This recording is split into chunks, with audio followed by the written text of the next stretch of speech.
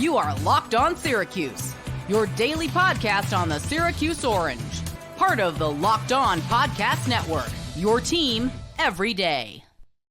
One of the reasons why I believe, and most of you all actually agree with me on this, that the wide receiver unit is the strongest position group for the Orange this upcoming season, it's not just the top-end talent.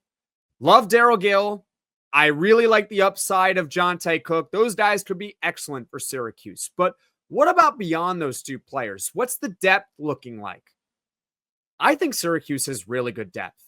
And we're about to talk about two key players that really make up the depth of Syracuse's wide receiver room. Let's start off with Justus Ross-Simmons, 6'3", 210-pound senior. He was a spring transfer portal addition last offseason. So he already has a full season under his belt with Syracuse football, okay? JRS is his nickname.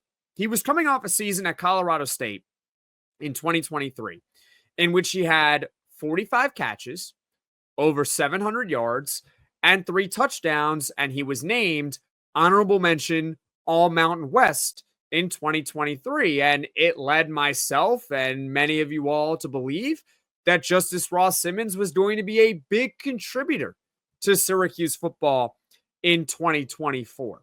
If you go back to around this time when we were previewing the wide receiver unit for 2024, Justus Ross-Simmons was at the top of the list.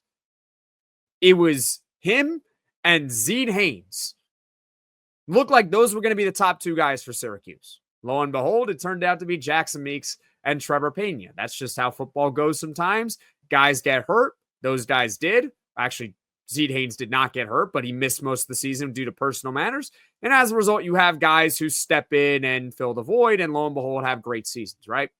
Well, with Justus Ross-Simmons, he was someone who got hurt last year.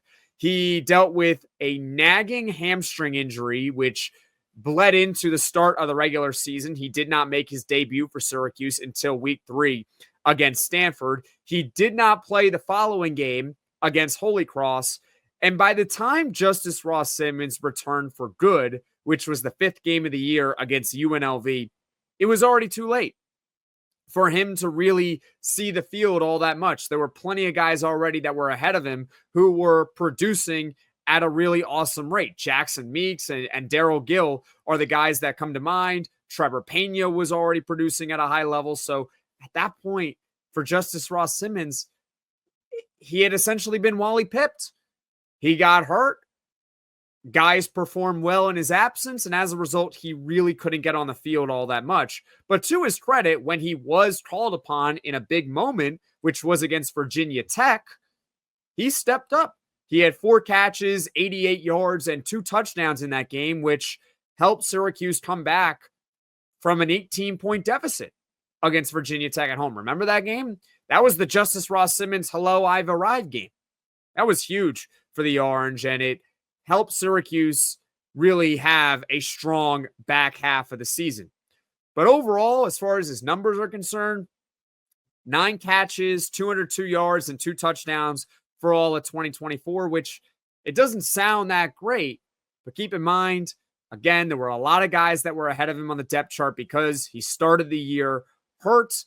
Now he enters 2025 with a fresh start and a fresh opportunity. I would not be surprised if Justus Ross-Simmons ended up becoming a starting wide receiver for Syracuse football. If it takes Johntay Cook time to learn the offense, learn the playbook, develop chemistry, then perhaps it's a guy like Justus Ross-Simmons who could take his place. And beyond Justus Ross-Simmons, there is Umari Hatcher, another key veteran depth piece for Syracuse at wide receiver in 2025. He is 6'3", 185 pounds, and he is a redshirt senior. Now, for what it's worth, the Syracuse website has him listed as a redshirt junior, but he's played in 8 or more games in each of the past 3 seasons, and he's also already used a redshirt year, so therefore that would make Umari Hatcher a redshirt senior. I just want to point that out for you all.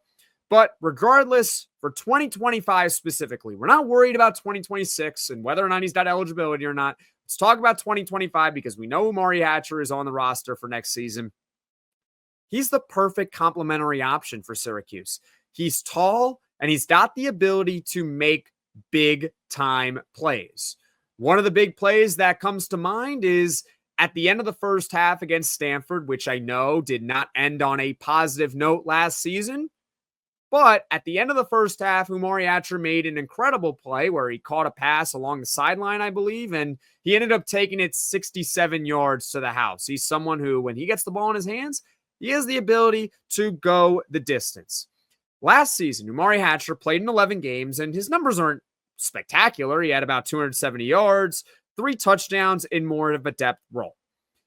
But we know that Umari Hatcher is capable of more than just 270 yards receiving, because in 2023, he played in 13 games. He had 482 yards and 3 touchdowns. Now, that was in a bigger role, but overall, he is perfect for Syracuse as a 3rd or 4th wide receiver this upcoming season. Because, listen, let Darrell Gill get all the attention. Let Johntay get all the attention. Let a guy like Justus Ross-Simmons get all the attention. Because guess what, folks?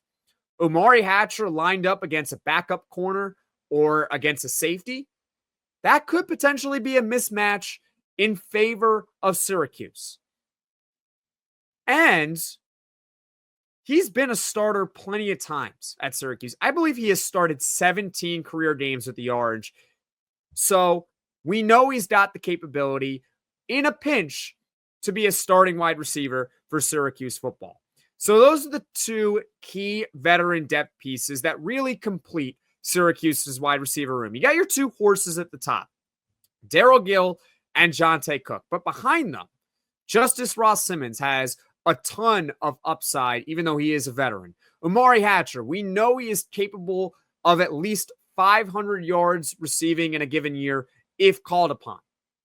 That's huge for Syracuse, and one of the main reasons why I believe that the wide receiver room is the strongest position group for the Orange in 2025.